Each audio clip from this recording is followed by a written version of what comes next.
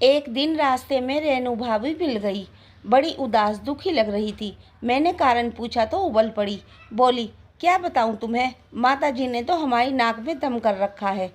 गांव में पड़ी थी अच्छी खासी, इन्हें शौक चढ़ाया माँ की सेवा का, ले आए मेरे सिर पर मुसीबत। अब मैं भुगत रही हूँ। भाभी की आवाज़ कुछ ऊंची होती जा रही थी, कुछ क्रोध से, कुछ खीज से। रास्ते में आते जाते लोग अजीब नज़रों से हमें घूरते जा रहे थे। मैंने धीरे से उनका हाथ पकड़कर कहा, चलो ने भाभी, पास ही किसी होटल में चाय पी लें, वहीं बातें भी हो जाएंगी। भाभी मान गई और तब मुझे उनका आधा कारण मालूम हुआ। रेनू भाभी मेरे रिश्ते की भाभी नहीं है, पर उनके पति मनोज भैया और मेरे पति एक ही गांव के रहने वाले हैं। इसी कारण हमने उन दोनों से भैया भाभी का रिश्ता जोड़ लिया है। मनोज भैया की माँ मंजली चाची के नाम से गांव में काफ़ी मशहूर है। बड़ी सरल, खुश मिजाज और परोपकारी औरत है। गरीबी में भी हिम्मत से इकलौते बेटे को पढ़ाया, तीनों बेटियों की शादी की। अब पिछले कुछ वर्षों से चाचा की मृत्यु के बाद मनोज भैया उन्हें शहर लिवा लाए। कह रहे थे कि वहाँ माँ के अकेली होने के कारण यहाँ उन्हें चिंता सताती रहती थी। फिर थोड़े बहुत रुपये भी खर्चे के लिए भेजने पड़ते थे। तभी से ये मुसीबत मेरे पल्ले पड़ी है। रेनू भाभी बोली, इन्हीं का खर्चा चलाने के लिए तो मैंने भी नौकरी कर ली, कहीं इन्हें बुढ़ापे में खाने पीने पहनने ओढ़ने की कमी न हो। पर अब तो उनके पंख निकल आए हैं। सो कैसे तुम ही घर आकर देख लेना। भाभी चिढ़कर बोली, अगर हो सके तो समझा देना उन्हें, घर को कबाड़ खाना बनाने पर तुली हुई है। दीपक भैया को भी साथ लाएंगी तो वह शायद उन्हें समझा पाएंगे। बड़ी प्यारी लगती है न उन्हें मंजली चाची। खत्म होते ही रेनू भाभी उठ खड़ी हुई और बात को ठीक तरह से समझाए बिना ही चली गई। मैंने अपने पति दीपक को रेनू भाभी के से अवगत करा दिया था, लेकिन बच्चों की परीक्षाएं, घर के अनगिनत काम और बीच बीच में टपक पड़ने वाले मेहमानों के कारण हम लोग चाची के घर की दिशा भूल से गए। तभी एक दिन मेरी मौसेरी बहन सुमन दोपहर को मिलने आई। उसने MA B.Ed कर रखा था, पर दोनों बच्चे छोटे होने के कारण नौकरी नहीं कर पा रही थी। हालांकि उसके परिवार को अतिरिक्त आय की आवश्यकता थी। ने गांव में अपना खुद का घर था, ने यहाँ किराए का घर ढंग का था। 2 देवर पढ़ रहे थे, उनका खर्चा वही उठाती थी। सास बीमार थी, इसीलिए पोतों की देखभाल नहीं कर सकती थी। ससुर गांव की टुकड़ा भर जमीन को संभालकर जैसे तैसे अपना काम चलाते थे। फिर भी सुमन की कार्यकुशलता और स्नेह भरे स्वभाव के कारण परिवार खुश रहता था। जब भी मैं उसे देखती मेरे मन में प्यार उमड़ पड़ता, मैं प्रसन्न हो जाती। उस दिन भी वह हंसती हुई आई, एक बड़ा सा पैकेट मेरे हाथ में थमाकर बोली, लो भर पेट मिठाई खाओ।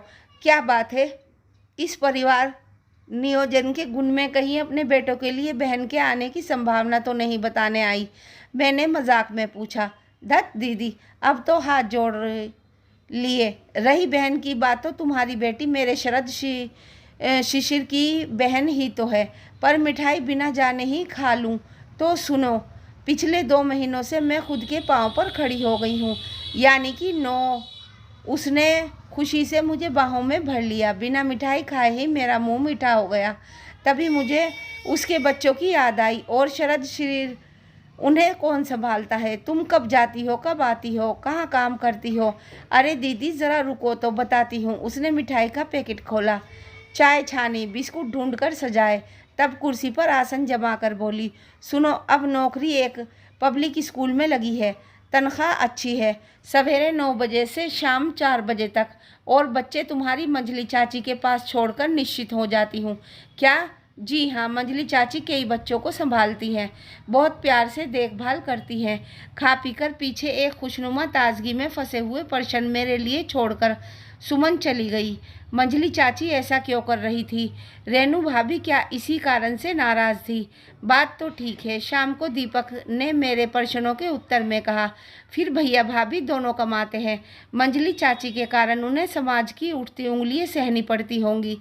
हमें चाची को समझाना चाहिए। दीपक कभी दोपहर को बिना किसी को बताए पहुंचकर तमाशा देखेंगे और चाची को अकेले में समझाएंगे। शायद ऑटो के सामने उन्हें कुछ कहना ठीक नहीं होगा। मैंने सुझाव दिया। दीपक ने एक दिन दोपहर को छुट्टी ली और तब हम अचानक मनोज भैया के घर पहुँचे। भैया भाभी काम पर गए हुए थे। घर में 10 बच्चे थे। मंजली चाची एक प्रौढ़ा स्त्री के साथ उनकी देखभाल में व्यस्त थी। कुछ बच्चे सो रहे थे। एक को चाची बोतल से दूध पिला रही थी। उनकी प्रौढ़ा सहायिका दूसरे बच्चे के कपड़े बदल रही थी। चाची बड़ी खुश नजर आ रही थी। साफ कपड़े, हंसती आंखें, मुख पर संतोष तथा आत्मविश्वास की झलक। सेहत भी कुछ बेहतर ही लग रही थी। चाची जी, आपने तो अच्छी खासी बाल वाटिका शुरू कर दी, मैंने नमस्ते करके कहा। चाची हंसकर बोली, अच्छा लगता है बेटी, स्वार्थ के साथ परमार्थ भी जुड़ रही हूँ, पर आप थक जाती होंगी। दीपक ने कहा, इतने सारे बच्चे संभालना हंसी खेल तो नहीं।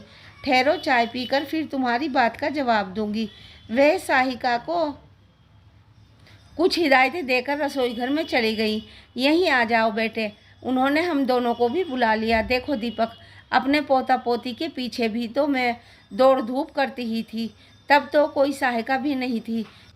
चाची ने नाश्ते की चीज़ें निकालते हुए कहा, अब वसुदेव कुटुंब की उम्र है ने मेरी, इन सभी को पोते पोती बना लिया है मैंने। फिर मेरी ओर मुड़कर कहा, तुम्हारी सुमन के भी दोनों नटखट यहीं हैं, सोए हुए हैं। दोपहर को सबको घंटा भर सुलाने की कोशिश करते हैं। शाम को 5 बजे मेरा यह दरबार बर्खास्त हो जाता है। तब तक मनोज के बच्चे शुचि और राहुल भी आ जाते हैं। पर चाची, आपको आराम छोड़कर इस उम्र में ये सब झमेले, क्या ज़रूरत थी इसकी? तुमसे एक बात पूछूं बेटी, तुम्हारे माता पिता तुम्हारे भैया भाभी के साथ रहते हैं ने? खुश हैं वह? मेरी आंखों के सामने भाभी के राज में चुप्पी साधे मोहताज से बने मेरे वृद्ध माता पिता की सूरतें घूम गई। ने कहीं जाना न आना, कपड़े भी सबकी ज़रूरतें पूरी करने के बाद ही उनके लिए खरीदे जाते। वे दोनों 2 कोने में बैठे रहते, किसी के रास्ते में अनजाने में कहीं रोड़ा न बन जाए, इसकी फिक्र में सदा घुलते रहते। मोटी आंखें अनायास ही नम हो आई। चाची ने धीरे से मेरे बाल सहलाए। बेटी, तू दीपक को मेरी बात समझा सकेगी। मैं तेरी आंखों में तेरे माता पिता की लाचारी पढ़ सकती हूँ, लेकिन जब तुझ पर किसी वयोवृद्ध का बोझ आ पड़े, तब आंखों की इस नमी को याद रखना। दीपक के चेहरे पर प्रसन्न था। सुनो बेटे, पति की कमाई या मन पर जितना हक पत्नी का होता है, उतना बेटे की कमाई या मन पर माँ का नहीं होता। इस कारण से आत्मनिर्भर होना मेरे लिए ज़रूरी हो गया था। रही बात काम की, तो पापड़, बल्ली, अचार, मुरब्बे बनाना भी तो काम ही है, जिन्हें करते रहने पर भी करने वालों की कद्र नहीं की जाती। घर में रहकर भी अगर ये काम हमने कर भी लिए तो कौन सा शेर मार लिया। बहू कमाएगी तो सास को यह सब कुछ तो करना ही पड़ेगा। चाची ने एक गहरी सांस ली। कब आते हैं बच्चे? दीपक ने हौले से पूछा। 9 बजे से शुरू हो जाते हैं, कोई थोड़ी देर से या जल्दी भी आ जाते हैं। कभी कभी मेरी सहायिका पार्वती भी जल्दी आ जाती है, उसे भी मैं कुछ देती हूँ।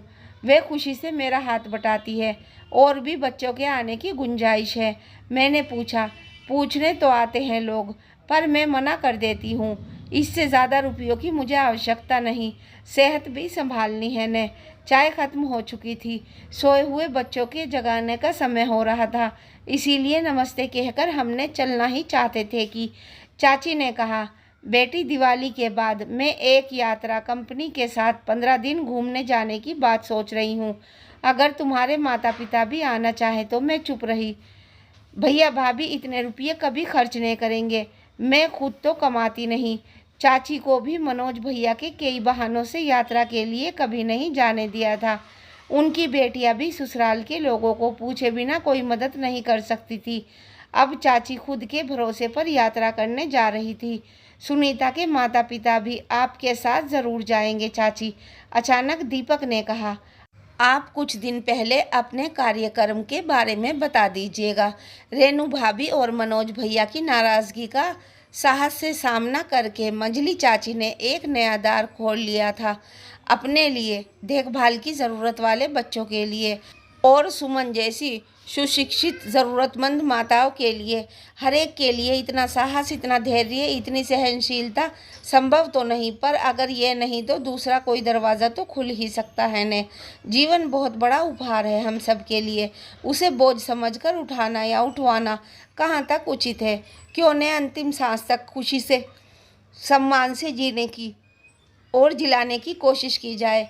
क्यों न किसी नए द्वार पर धीरे से दस्तक दी जाए, वह द्वार खुल भी तो सकता है। फ्रेंड्स, वीडियो कैसी लगी कमेंट करके ज़रूर बताइएगा और हमारी वीडियो अच्छी लगी तो प्लीज़ लाइक शेयर और चैनल को सब्सक्राइब करना मत भूलिएगा।